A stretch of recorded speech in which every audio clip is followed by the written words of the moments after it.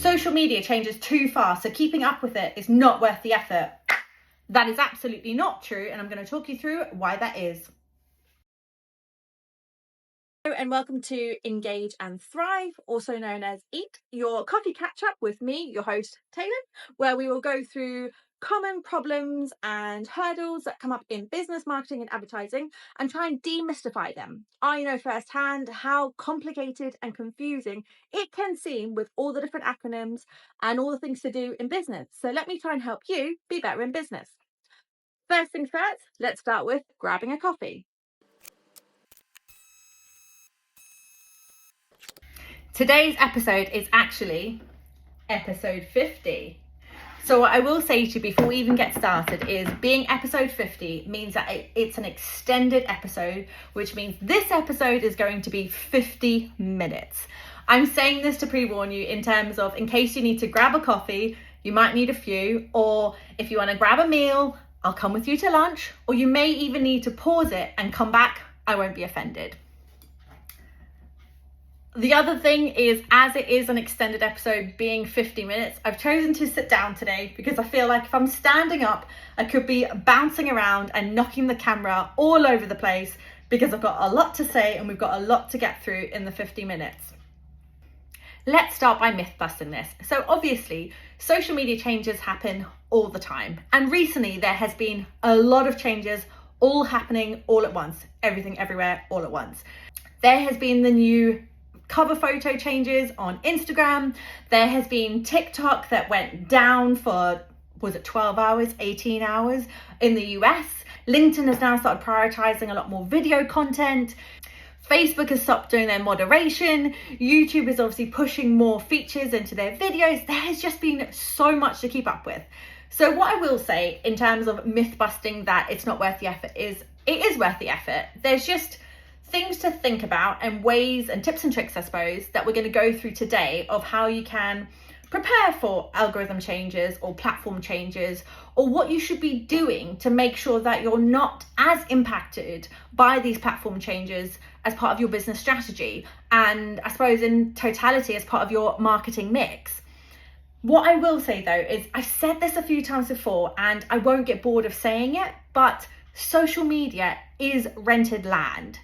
So what I mean by that is we are slaves to the platforms in terms of the content they want to prioritize, the content format, how they change their algorithms, any updates that they do. That is down to the platform gods as such. And at the end of the day, platforms are businesses. And so people within those businesses, they may say they're prioritizing user experience and, trying to improve engagement and everything. But at the end of the day, really, they're going to go where the money is. So whatever's working for advertisers is likely what's going to lead a lot of their decisions because they want to make money. The other thing to think about is who owns what platform. So when there's a change across one, it's likely that others will have similar. The other thing to think about is who owns what. So Meta, for example, owns Facebook, Instagram, WhatsApp, Threads, and a few other businesses. Google owns Google Search, of course. They own YouTube. They own Google Business, so your Google Maps, again, of course. Then you've obviously got TikTok, and they also own CapCut, and they own Lemonade. And then Microsoft owns LinkedIn. So there's a lot to think about with who owns what as well, with making decisions and really what their intention is. And I forgot to mention, obviously, because it's really low on my priority list, I suppose, is Elon Musk owns Twitter, X, if anyone's still using it. And then you have Pinterest as well, which I am a fan of Pinterest. But so you have to think about those business leaders, what's their intention and what are they trying to achieve from all of those platforms too. And when I say you have to think about as well who owns it, is a lot of features that you see being rolled out, for example, on Instagram, suddenly start to appear on Facebook, and then other things that impacted on WhatsApp. So if I go back to my comment about social media being rented land, what I mean by that is, as I obviously said, we are slaves to the platforms, but they will decide on how things are changed and you have to conform to it. Again, I'll go into how you can still stay authentic to yourself. But one thing I will say before we even go into tips and tricks is just remember The best way to, I suppose, overcome algorithm changes and platform changes is by owning your audience. Now, you might think, well, I have a community on Instagram and I own that space and I own that audience, but you don't. Instagram owns that audience and owns that community. And so if anything changes, it can impact your community. Owning your audience is your email marketing list, your website, and even down to having people's phone numbers for SMS, text messages, rather than WhatsApp, because obviously WhatsApp is still owned by Meta, so anything they might do. But it's not even down to like what the platform gods might do. It's also down to governments, countries, limitations, restrictions. And that's just in like the organic space. We're not even talking about in the ad space. In the ad space, there's even more restrictions, you know, depending on the industry you're from, how you can advertise, depending on what country you're from or what country your page or account is from, and therefore what country you're trying to target an ad. So there's so many variables, and that all comes down to those platforms controlling that. Whereas your website and your email marketing, okay, you have a hosting and service provider, or you have a email marketing platform or software that you're using, but you control that. You decide what it looks like, how it's formatted, you know, are you doing long form content like a blog, or are you uploading videos to your website? I mean, I wouldn't recommend uploading a video to an email if you're going to do email marketing, but again, you're deciding all of that. You're deciding the frequency. There's no like, this is the best time to engage in this platform. It's all down to your choice when you want to send your email marketing. Again, you can obviously have analytics to decide it, but owning your audience is really, really important. And when we go through the tips and tricks, just keep that in the back of your mind, that one of the things I will say, even more so with all these algorithm changes, and with, I think, TikTok being the prime example recently, it's really important to own your audience. Now, on the TikTok example, it's going to sound controversial what I'm saying, but hear me out on this. So I did feel really sad for people when they were impacted by TikTok going down for that 12 hours, 18 hours, whatever, because it's not their fault and it's not their decision. That was a pure political move, bad situation, whatever. And we still don't really know the outcome of what's going to happen to TikTok. But what I will say is, obviously, people that grew their community and audience on TikTok and relied wholly and solely on TikTok, you're kind of putting all your eggs in one basket. You know, if you think of the analogy of a table, and I know people use this analogy for talking about freelance work or clients, but if you think of a table and that table has one leg holding it up, right? And then that leg breaks, then what happens? Whereas if you have a table with several different legs holding it up, so maybe 3 or 5, and one breaks, you've still got others to support it.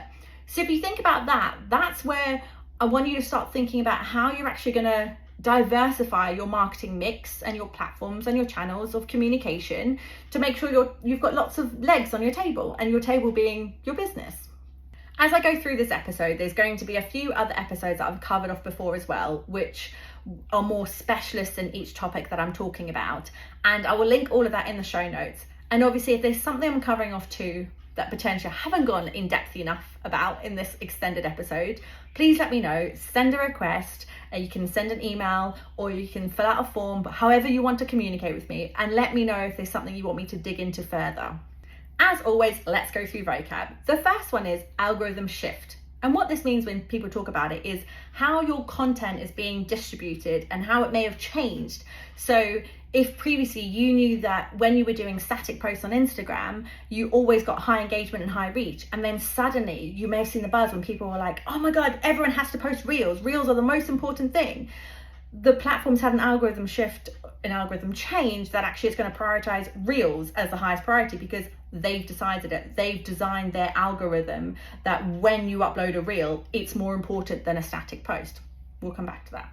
The next one is Shadowban. So this is when a platform can actually stop your content being shown to your audience or any audience. And it typically happens if you've done something that is against the platform rules or regulations or whatever. And this may be something that you do and you may not even realize. So for example, a lot of platforms don't like you showing needles. So if you ever went for a treatment with maybe an IV drip or Botox, and again, you may have seen this kind of content appear, it's just something that may happen, and it's a close-up of a needle, that can actually get you shadow banned because it goes against policies. If you want to, you can actually read all the policies for all the different platforms, what they allow. but it's just something to bear in mind. And I suppose just as a base level understanding, there's actually a Google core, which is called YMYL, which stands for Your Money, Your Life. And so anything related to finance or healthcare has to be written about as someone who is accredited to, that can actually talk about it. So if you had a website, for example, and you're talking about quick hacks to earn extra cash, right? Unless you were a financial advisor with an actual qualification and validated, they may downrank your website.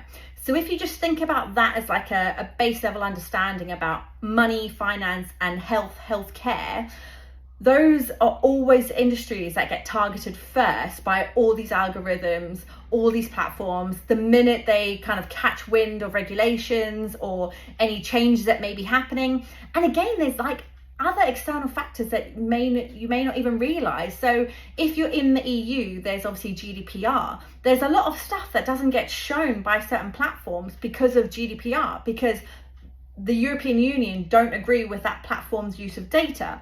And there's other countries that probably aren't even in the news where they don't have access to certain platforms because their countries don't agree with it. And I'm not just talking about the North Koreas of the world. The next one is engagement metrics. So we've covered this off quite a few times, and this is an understanding of the performance of your content on a platform. So this can be likes, shares, saves, comments, whatever it is, it's the actual engagement with your content. So this is something that you should be more bothered about than the views. And I know people get really excited when their content gets like millions of views on YouTube, or and obviously I would love millions of views for every piece of content I posted, but it is really exciting, 1 million views. But really, if people are just watching 1 million views and doing nothing with it, not even commenting or liking it, then like, what's the point? You want people to be engaging because you want people to be wanting your next video, or commenting that they want a product you're showing, or they want to know more, whatever it is. The engagement metrics are really important. So this, sometimes people also use the acronym of ER, which is your engagement rate. So actually based on how many interactions they've had in a post, divided by the views, and then obviously times by 100 gives you your percentage of your engagement rate. Another one that I love talking about, which we'll go further into in this episode, is target audience. So your target audience is literally who are the people you are trying to target, the people you are trying to reach, the people you're trying to engage with. And when we talk about target audience, I mean, you need to imagine your target audience. I covered off an episode before about customer profiles and target audience, and I can go way more in depth for probably another extended episode. But you need to have almost like a visual representation in your mind of how they interact, what they do, what's their day-to-day activity, what platforms they're on, which we'll cover in the takeaways. That's really, really important to understand your target audience, especially if you're thinking about your marketing mix and your social content and anything you might do to change your content to keep up with all the algorithm and social changes. The next one is evergreen content. So this is something that you would also hear people talking about, your business as usual content, your BAU. This is stuff that you want to post about regardless of any algorithm, regardless of any platform changes to content or whatever. This is just what you're really comfortable with, what you like, and what represents your business or your personal brand. This is also something that typically when you're calling it evergreen content, it remains a high value item to your audience regardless of any algorithm changes. So even if things change, your audience are always wanting to look for your profile because they want that content from you. The next one is content repurposing, which we'll go further into in the takeaways, but this is basically taking a piece of content and doing different things with it, different variations with that one piece of content to actually maximize that reach of that content and not having to reproduce lots more content. And the final one is owned audience. So a lot of people may actually refer to this when they're talking about organic instead of paid media, but actually for this context, and what it really means is owning your audience, or owned audience, is the audience you control as such, because you're doing email marketing, or you've got your website, or maybe you have an online forum as like a login on your website, or people can build like memberships and subscriptions within their site and log in as a community. That's all owned audience because you're deciding the interactions and how that goes, not a platform, not an algorithm, nothing else. Okay, so as I mentioned, today we're going to go through 3 key takeaways, which are actually 3 key strategies about future-proofing your marketing so that you don't need to worry as much about platform changes, algorithm changes, social media. And I say this because, trust me, I love social media, and especially working in marketing, I understand the importance of social media. But it is really frustrating with all the algorithms. And as someone as well who works in marketing, it's really hard to keep up with the algorithm changes and platform changes. And obviously from my perspective, I'm trying to give people advice about the platform changes. So I need to have already tried and tested it and been like, okay, this is the impact to your business. So I really get it and I really feel it. And I think the one that hit us all the most is TikTok was obviously happening, and we're going down the US, which some of us expected, some not. I think we didn't all expect it to happen that day. And then obviously Instagram rolled out their changes with just the grid picture, right? So minor. There were other changes that happened, but the grid picture. And if you're someone that is like me, quite OCD about Instagram, and then that changes and you don't have the ability to upload another new image, it can be really frustrating, and it can make you want to just shut down your account on Instagram, because if you like a beautiful grid, it's very annoying. Okay, so number 1, owning your audience. And obviously you're going to hear me talk about that quite a lot, and not just in this episode, but ongoing regularly. So when I'm talking about owning your audience, I'm talking about what are you doing to actually start building your audience outside of social media platforms. So I think one of the things that's quite hard sometimes for people to get on board with is starting an email marketing strategy, or starting an email marketing list, or thinking why people would want an email from you. And I've obviously done a misconception before about people thinking email is dead. But actually, if you think of your behavior, then think of how many times you check your email. You know you're going to get special offers in your email, whether it's from Amazon or Lazada or Uber, whatever it is. You check your email regularly. I don't think I've interacted with anyone yet that can honestly say they don't check their email at least once a week. I mean, if you're anything like me, you're checking your email probably I'm going to say every few hours, it's probably every few minutes.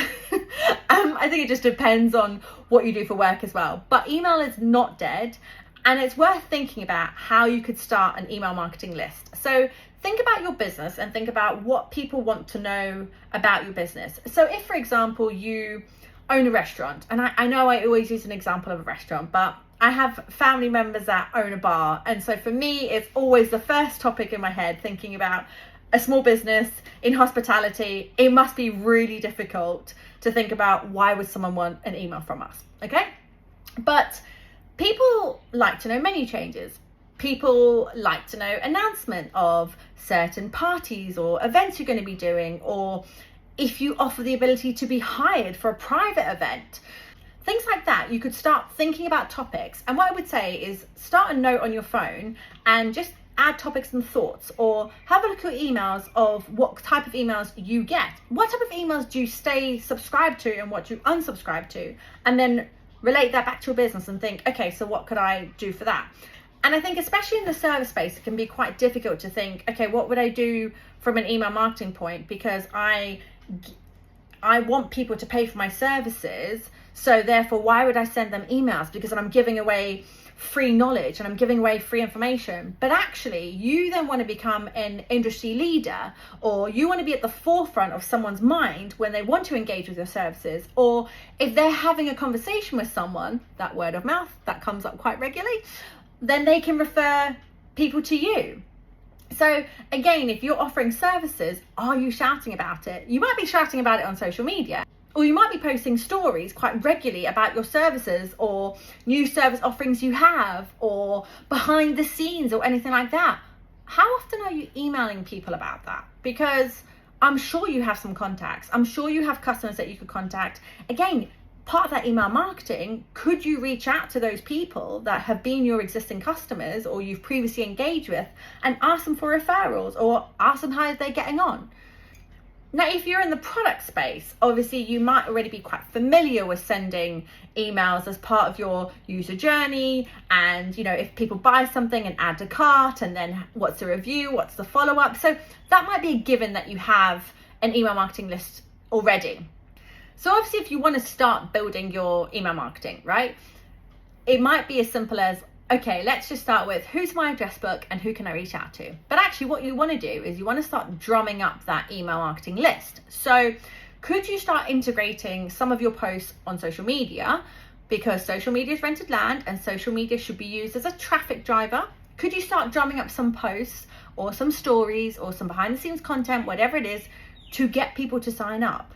That kind of feeling of almost the exclusivity. And then, when you actually do release an email, maybe release the email earlier than you would post any social content. So whether it's a day earlier or a few hours earlier, post it to your email list and then post on social to be like, we dropped this yesterday, this is our newsletter yesterday, sign up for the next one, subscribe it, promote it, encourage people to refer and send on. Again, you'll see in a few newsletters, if you're signed up to it, about how for every 3 or 5 or 10 people you can refer, people might offer incentives. So you might get a free cup or you might get a hoodie or whatever. You can incentivize people to pass it on. Again, you could do referrals, that you're incentivizing people as a cash incentive or a service incentive or whatever it is, leveraging that word of mouth and start building that community. Obviously, covering off email as the first one is very unlike me, because what I will say, one thing you need to think about for your owned space and not rented land is your website. And no matter what happens, your website is still going to be important. So do you remember I was talking about the table leg? Okay, so if all your table legs got chopped off, or if most of your table legs got chopped off, so things can happen because of political situations, platform changes, owners selling off, whatever the situation. But if they went down today, what do you have? Where is that audience? So obviously you're going to start building your email marketing list and you've got them, that's fine. But then actually, where can they find out more about you? And by having a website, again, I've covered this off as a topic really early on in this podcast. Your website is your space. You own that. You can control any user experience you want people to have. You can personalize it so much. And with the uptake of AI now, there's also so much more you can do with personalization. So we're not just talking about like when someone lands on your website from a location, what are they getting served up? You can do different segments. You can do so much more with like heat maps and user journeys and understanding trends and analysis and jumping on the bandwagon of seeing trends to then actually create more content around it. Whatever it is, whatever you fancy, and however you want to showcase your brand, personal brand or business brand, your website is that space. That is the digital reflection of you. And obviously, if you have a physical shop or restaurant or bar or whatever it is, like physically, and you may not think you need an online space, or you may not need to worry about the online space, that online space gives them a virtual experience of your physical store or shop or situation. So for example, if you own a hotel, right, and you want people to come stay at your hotel, okay, there's obviously places like booking.com and everything people can book. But actually, if your website had a whole experience with a 360 view and drone footage and packages and offers and signing up for other special offers, what's happening locally to you, so engaging with your local area to try and get them more interested to come stay at your hotel. Again, these are all like content themes that you can think about, but your website is your space and your ability to show everything you want your brand to be, literally everything and anything, because you customize it and you own it, you control it. Like, how is that not exciting? That's, to me, is just like the best thing you could think of. And so using social media again as a traffic driver to your website. So if you think about it, for every 1 in 5 posts, let's say, how many times are you posting something to encourage people to go to your website for more information? And I don't just mean a link in bio, I mean like putting it in their face, because you'll be putting other stuff on your stories in their face about your products or service or whatever, but actually how are you driving it to your website? Or if you're doing your behind the scenes content and it's about your team, then encourage them to go to your website to read more about your team. There's obviously lots of other content types that you can do on social media to encourage people to go to your website or sign up for your email marketing. You can do live webinars. You can implement things like ManyChat. Again, I've talked about this previously, a really handy tool to use on Meta tools at the moment, although they actually have just enabled the ability to also use it on TikTok recently. But again, that can then give responses, your frequently asked questions. Again, your frequently asked questions, have that information on your website. Have questions that you normally get sent on social media, or questions that you normally get asked if people ring you up, or questions that people normally send on WhatsApp. Have it on your website. They can read everything. You can also refer people to that link. You can keep refreshing it. You can keep updating it. You could do multiple languages all in the same space on your website.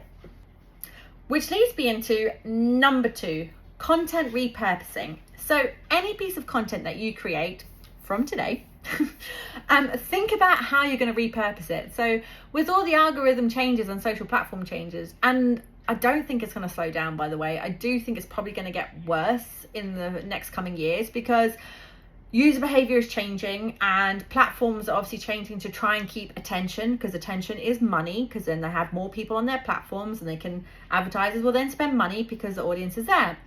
So with AI as well, user behavior is changing about how people are searching for things. Historically, people would always use Google search, and YouTube search for a lot of things, and they still are huge, by the way, absolutely massive. But then there was a massive uptake of people using TikTok search, which again, still quite big, but actually now people are using ChatGPT more and more to search information, which obviously if you're just posting on social, you could come up in a ChatGPT response, but you're more likely to come up if you have a website, because your website will actually have your information and your validated information, rather than just it trying to find a response from social content. So getting back to the point though, repurposing content. If you are going to be posting anything, have a think through about how you can take that piece of content and reuse it on other platforms. So I know the default habit is to be like, hey, I've got this one video that I've made and I know it's suitable for Instagram, so it's probably, I'll just post it on Facebook and I'll post it on YouTube, which there is nothing wrong with that. And to be honest, I would say try that and see what happens. But actually you need to think about, and this is the important part, the platforms have an audience of themselves, right? And then you need to think about as well your target audience and how your target audience interacts with those platforms. So what are they expecting as content? Which again, I covered off previously when I was talking about video marketing, but actually it's not all only about video marketing. And obviously you may have seen in the news that Instagram is saying they're going to bring back the ranking of static posts rather than reels, where they had a massive push on reels ages ago, and then in the other breath they've also increased reels from 90 seconds to now 3 minutes. Again, it's always going to change, and what you need to think about, back to the repurposing content. So if we're thinking about your piece of content, which obviously make sure you are authentic to yourself and your brand about what you feel comfortable posting about. So if you don't feel comfortable doing a certain type of content, don't do it. And also if it's taking too much time and then it becomes like a slog because you get so bored of doing it because it takes so long, don't do it. Posting should be fun. Posting should be either your way of wanting to shout about something that you've done, or as a brand, something you want to talk about. It should be exciting, it should be engaging, and your audience will feel that too. But back to the platforms, and when you're repurposing the content, if you think about your target audience and their day in the life situation and how they're interacting with the platforms, what type of content are they expecting to see? So this, again, may sound controversial, but are you expecting to see lots of videos on Pinterest? Probably not. But you're probably more likely to expect to see a cover pin with 10 hacks to improve your sleep. Okay? So that's what you would potentially expect for Pinterest. Which again, as your audience, would your audience be on Pinterest? Improving your sleep? Yeah, potentially probably looking for different hacks on Pinterest. If you're looking for recipes, yeah, probably Pinterest. If I'm looking for recipes, am I going to be looking on Facebook? Probably not. So I'd be thinking about YouTube, okay, and I'd be thinking about Instagram. So let's use a real life example of how you repurpose content. Okay, so I'm obviously going to say that you are either writing a blog on your website or you're writing about a service that you offer on your website. Now, it's on your website, so you've got that covered, tick. And you may be already thinking about how you're going to send out your email marketing about it, tick. But now you want to post it on social to drive traffic. So actually, you might want to think about, okay, what can I take from that content as takeaways? So I could take a quote that I may have written in this blog, or I could personally quote myself about why I'm excited about this new service that I'm offering. That could become a static post, which again may suit platforms like Instagram, Facebook, LinkedIn, Threads, Pinterest. Although Pinterest I would still recommend to have a cover, not necessarily a static carousel post. And then from that blog, could you do a 30-second recording of yourself or of someone in your business about that topic that actually you could use as a driver? You could post it on YouTube as a YouTube short, or you could post it on TikTok, or you could post it on Instagram as a reel, or on Facebook as a reel. But again, linking it all back to a target audience. So what type of content is that target audience wanting to see on that platform? Because everyone's behaving, and all the different audiences have different behavior depending on the platform. The other thing I will say is, obviously, there are so many AI tools now, right? So you can use AI tools to help you repurpose your content. So if you are recording videos, you could actually then drop that video into several different tools, and whether you want it to be extracted as a shorter snippet video, use the likes of InShot, CapCut, or if you want to extract the audio, which again you can do in CapCut, or there's another one, I think it's called audio.ai. You can extract that audio, and then do you want that as your static post, but with a audio file attached to it? Again, different ways of repurposing content. The reason why I'm actually saying that repurposing content is something to think about is because you want to try and get as much exposure out there, and obviously using social media to traffic drive to your website or signing up to email marketing or whatever it is, but without necessarily having the slog of having to keep up with different algorithm changes, because it's really time consuming and you don't want to have to keep reproducing lots and lots of content. The other thing I will say with repurposing content, and obviously I mentioned earlier in evergreen content. So your evergreen content is your business as usual content. That is what you're about. That's your bread and butter content. You may want to actually go through, if you've got a profile that you've had for a long time, and I'm talking like a good few years, you may want to go through and revisit some of the content that you posted before and think about different things. So firstly, do you want to do it as a share? So like you posted something when you started the business and now you're 5 years in or 10 years in. So how could you share to show where you've come from and like building on that post? Or is there a topic that you discussed a few years ago that actually, you know, it's similar, the situation of that topic, or you could rework that content of that topic and post another post? Because if you're talking about a piece of content that you've posted from like 3 years ago, no one's going to sit there and go through your profile or your grid or your YouTube video, whatever, and be like, oh, you already posted about that? Probably not, because let's think about everyone's attention span nowadays. You could probably post the same piece of content once every few months and you would still hit a few different people.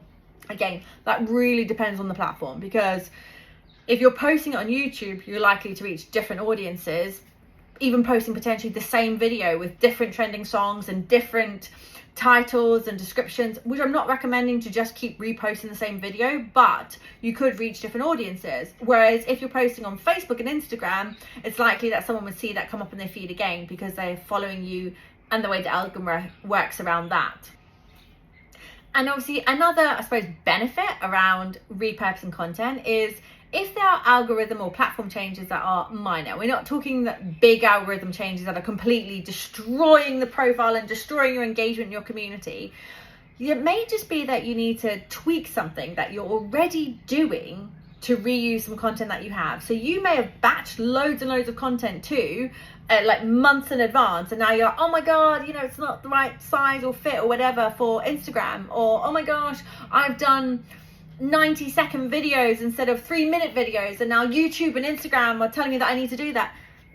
You could probably still post them, you just might need to tweak it. Or do you need to add 2 videos together to stitch it together? There you've got your 3 minutes. Like, just think about what content you have or what content you've already posted and what you can do to evolve it and just tweak it slightly. Okay, which leads into the final one, number 3, which is testing and adapting.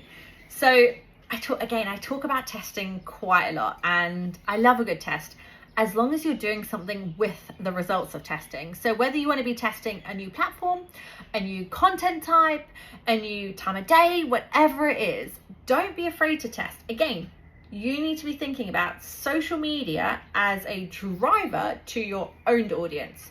So it needs to be doing something to encourage people to go to your website, sign up to your newsletter, send you a WhatsApp message, whatever it is.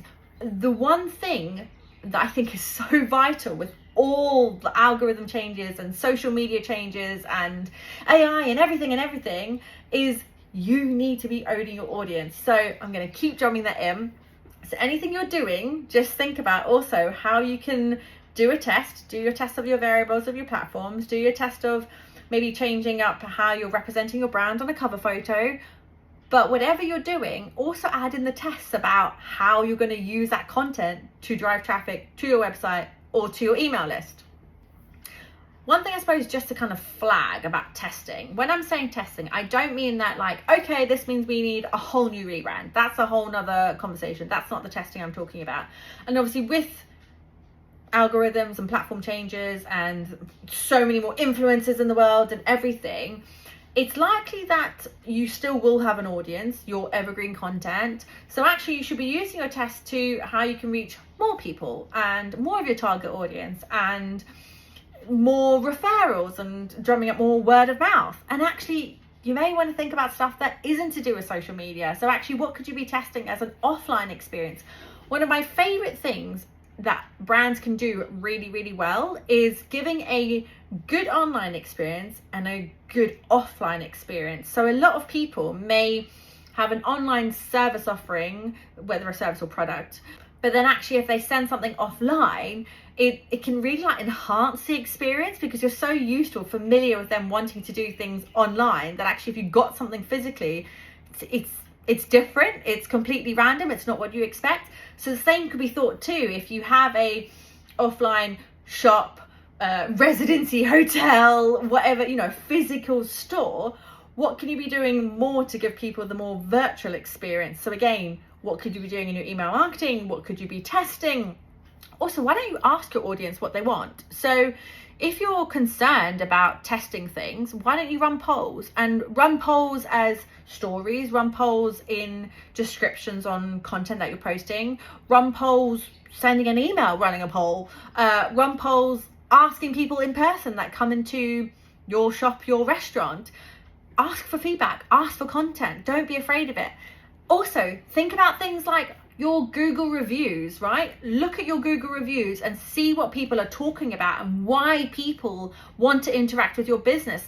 There's a whole nother test of like content that you could be doing or, enhancing user experience, thinking about dialing up more about what people are talking about.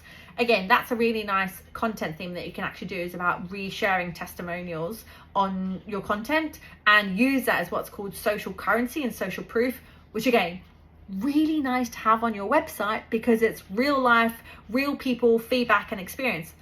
Which also, going back to my initial point about who owns what platform, if you have a Google business, obviously if you have a website and people are looking on Google search, likey, matchy, that helps with the ranking. The other thing you have to think about from a physical experience of people searching, if you have a physical shop or restaurant, or I know I keep using that as an example, but a physical building, you absolutely need to have a Google business listing. And more, because if you think about how people interact with maps, and I'm not just talking about oh, I'm here in this high street and so I want to look for this shop. I'm talking about oh, I want to go to this country and I want to stay in this hotel. So let me have a look around at what restaurants are nearby. What are people talking about? When was the latest review? I know as a habit, when I'm looking up a new place on Google Maps, I always sort by reviews and see when was the last review. And if someone hasn't posted a review in, I would say 6 months, it does make me hesitate a little bit about the place and what the experience is going to be like, because people are always willing to write a review if it's amazing or if it's terrible.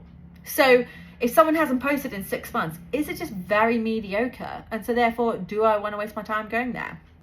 So I know I kind of went down a rabbit hole there, but so let's go back to testing. So when I'm talking about testing platforms and testing content and repurposing content and everything, again, I'm going to link to an episode that I discussed really early on, is about you don't need to be on every platform. So again, think about your target audience, think about your energy as well. You don't need to be posting on every platform. You don't need to have a presence on every platform. Just because other people are on certain platforms doesn't mean you need to be. What you do need is an owned audience. You need an own audience. You need to own your own audience more than you need to be on every platform. I would say in terms of a priority, having an email list or having a website is way outranking being on 5 platforms and posting on 5 platforms. The other thing with testing different content types, because let's make the assumption that for every 1 in 5 posts or 1 in 5 stories, you are going to use it as a traffic driver to your website. You can use Google Analytics to then see which is the best performing platform driving traffic to your website, or driving buying your purchases, or having an interest in your website, and then you suddenly see an inquiry from WhatsApp, and you can kind of marry up based on the post that you had, and then double down on that and use that, jump on that. Again, don't only jump on one social channel that's driving your traffic. Make sure you're diversifying. So I mentioned obviously in the beginning talking about your marketing mix and your table leg, right? So this is when you want to make sure that you don't have all your eggs in one basket, and that you do have different platforms. So if a platform is working well for you, obviously utilize it, but just make sure you have other platforms that you're still paying attention to.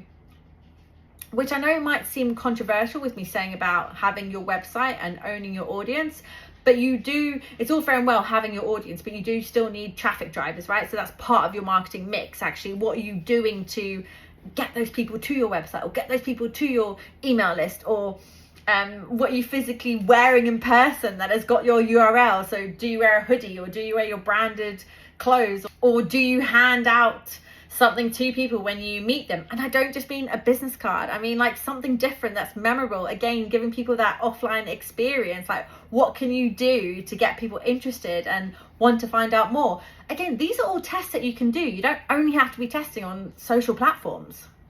At the end of the day, you have to think about with everything here, and I know obviously I've spoken about a lot going on here, but you have to think about how much energy are you putting into social media versus how much energy are you putting into owning your audience and your owned space. And what is your, I suppose, what are your measures of success? What are your metrics? What are your whys around it? So if it's just that you really like posting on social and you like getting lots of comments and you do have high engagement, like that's great, but are there people actually converting and buying your service or your product? Because at the end of the day, all the energy that we're putting into it, we've only got so many hours in the day, and you have to think about what's going to be the best conversion for your business and what's going to get you more sales. And I know that sounds really intense, because it's not only about sales. You want to be educating people and you want to be giving back to the community, or whatever it is, but you will decide what your measure of success is and what you're looking to get out of it.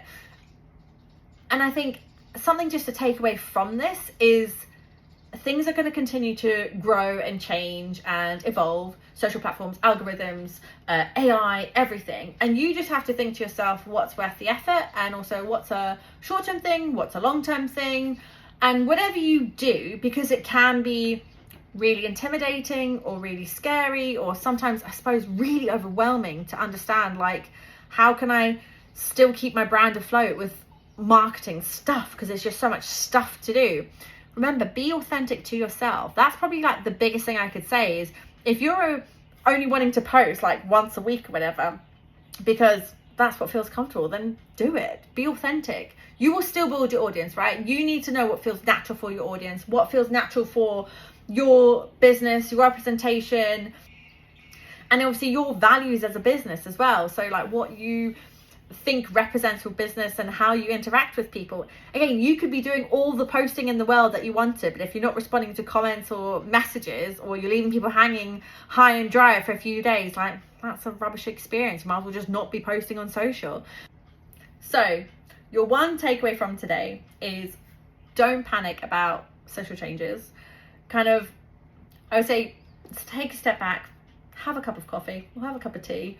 Think about the impact, think about what you can be doing. Remember your table and your table legs, and think about, okay, how many legs do I have holding that table up, and what am I doing? How am I using my content? Where's my focus? But remember, what am I doing to own my audience? What am I keeping my audience? Because, and this is going to sound really scary, but just think about it. If at the end of the day, all social media went down, so like, I don't know, if something radical happened and all social platforms went down, or there was an outage somewhere that impacted them, what would you do? Would your business still survive? Do you have that community? Do you have a way of speaking to your audience if you didn't have social? Because obviously, like I covered off in the vocab, you can get shadow bans, you can get your pages shut down without realizing. People could decide maliciously they want to report your page and get your page shut down. People have been hacked. I mean, I know people that have had their Instagram accounts hacked and they can't get it back, and they've built hundreds of thousands of followers and they have to start all over again.